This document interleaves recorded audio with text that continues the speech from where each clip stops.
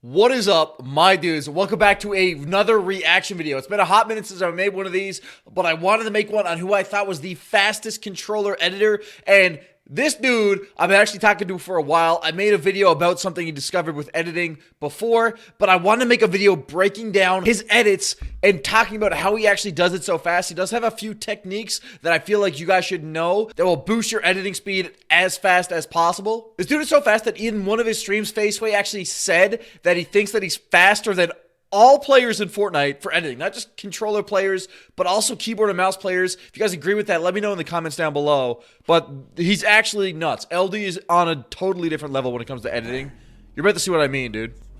But this dude has to be like one of the best editors, and like that's like look how fast he's taking height, man. Including keyboard as well. Like not even just controller. Like everyone knows he's the best controller editor. Like besides controller. That is so nasty, dude. All right, we're gonna watch one of the LD's videos first, just like a full rip here, just so you guys can get a good idea of the tempo and the speed of these edits. They're absolutely insane. And then we're gonna try to slow down some of the clips and show you guys exactly what he's doing to make his editing so fast. It actually makes a lot of sense, and you guys can apply it to your game easily, and you'll be surprised, honestly, how much faster your editing will get. 100%.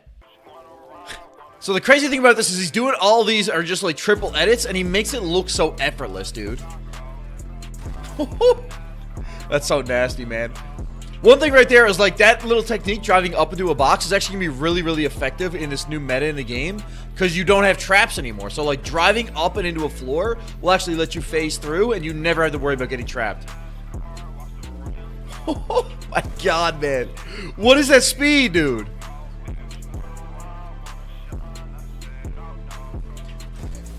$200's easy, man. So he plays on linear settings, so that's kind of what gives him that little fluid movement. Well, one thing you'll notice, and we'll talk about this later, you don't see him just kind of like jerking all over the screen. He's very, very precise. Every bit of movement is efficient. He's not just like flicking all over the screen, just like launching, like... Oh my god. Holy moly. You know, like that's a nasty ass cone. Holy smokes.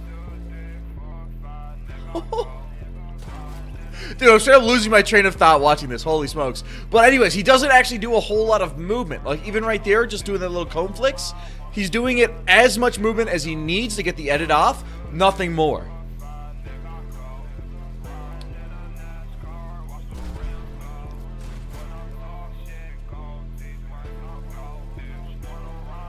Wall edit's kind of nasty. He's going with the pickaxe wall edits. We'll talk about it again that later, how you can actually use that to up your editing tempo.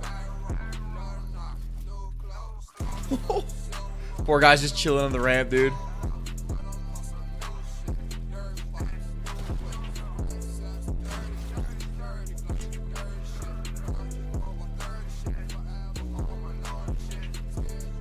Bro, it's so difficult to do that drive for height. Faceway himself actually does it pretty good. That little, like, thing where you drop cones above yourself and then drive up through them. But, man, it's so hard to perfect that.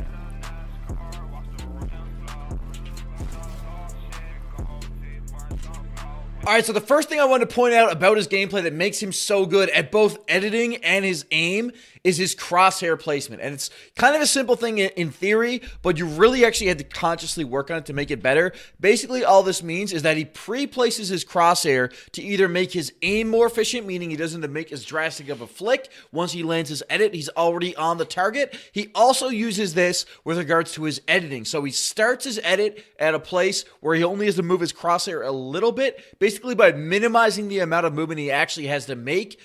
Because he physically doesn't have to move as fast, he might not look as flicky on the screen, but he's able to just absolutely bomb through edits. And it's something that I don't think I've seen anybody else do as effectively as LD, and it's probably one of the reasons why he's like one of the if the not fastest editor right now on controller for sure. So like, let me just go a little bit, we'll go half speed here. Actually, let's make this quarter speed so you can really see it. But watch how little his crosshair actually moves when he's making his edits. He just places his crosshair on it, and then he'll make the slightest swipe.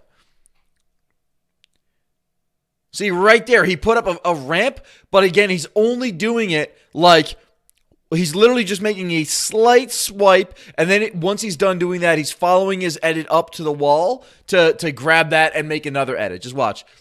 Slight little swipe, and he's already moving, man. He's just so efficient in how he actually uses his crosshair and moves across the screen. And you gotta be. If you're gonna be doing like triple edits constantly, trying to watch your edits and minimize how much you're actually moving is crucial. And you can see it right there, man. He's making like the shortest path possible and doing it at such a crazy tempo. It's nuts. Let me show you what that actually looks like in full speed. Same clip, 4 times faster in normal speed right now.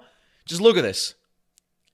Like, it seems easy when you're watching it in slow motion, but when you're watching it full speed, like, the precision that he's doing those edits is absolutely cracked out of his freaking mind. Now, the other thing he does to set up his edits and get them a lot faster, and it's honestly something that's not too hard to learn to do, is using triple edit binds on controller. So all you got to do to set them up is you basically have to have 3 different options.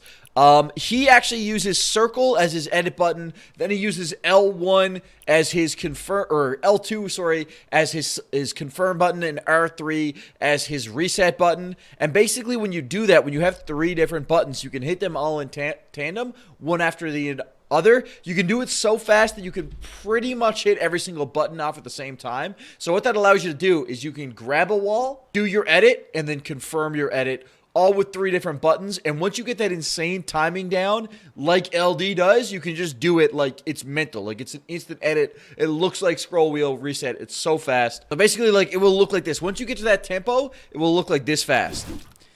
And a good way to test yourself is, like, when you make an edit, you see that, like, that white square that forms when you make an edit. You can just start off learning how to get the rhythm for this with just, like, straight up window edits. So you can say, okay, I'm going to try and make this edit without ever seeing that gray square.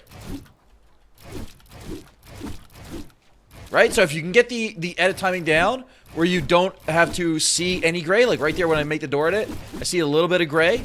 But if you can make window edits without seeing any gray at all when you're doing your editing, that means that you are kind of learning this technique and you're learning how to use the triple edit binds better. I think that's definitely a good way to start out. But if you're trying to get better and faster with your editing on controller, I honestly feel like triple edit binds is the way to go. Confirm edit on release is not bad, but the other thing about it is that you still have to have a confirm button to confirm your edits, because there's no instant resetting. There's no just like, you can't just click the reset button and have it confirm with confirm on release. You still need to confirm with your confirm button. So learning triple edit binds, man, I really do think that it helps out with your editing speed. And LD is a good example. Dude's literally the fastest editor, and it is what he does. The other thing LD does, and you'll notice he's insanely good and consistent at this, is ramp edits. A lot of people know this already, but I figured it would be worth telling you guys. You don't need to do a big, huge sweep when you go to do your ramp edits. You know, if you're trying to edit from side to side, you don't need to do this over flicking. It's actually a really minimal movement in order to do a ramp edit properly. All you have to do, if you want to say turn this ramp, we'll say to the left, you would have to just start with this middle box, and all you have to do is drag that to the next angle right there. You just got to drag it to that box right there. So if I'm starting from here, I only had to make this little tiny movement from here to here. Boom. Again, if I want to reverse it, here to here. Boom. You don't actually need to be doing these drastic edits. And again, it all comes down to making your crosshair more efficient, making your movement more efficient. And if you can do that, if you can reduce the distance that you're pulling these edits, because it is possible to make the edit by just going straight and pulling back. But now I'm looking down at my feet. Whereas if I made that edit by pulling this way, you know, I don't have to make as much of a movement to make that edit happen. And, you know, basically just makes it more efficient, and you can pull all your edits off way, way faster. Hope you guys enjoyed the video today. I wanted to make another reaction video. You guys have been asking me for a while, but I also wanted to give you guys some knowledge on how to improve your own edits. If you guys have not yet checked out LD, man, definitely recommend doing so. He's blowing up right now. 220,000 subs. Would love it if you guys went over there and dropped a sub on his channel. I'll link his channel in the description down below. If you guys enjoyed the content, don't forget to leave a like on it, dudes. Appreciate it very much, and I'll catch you guys in the next video.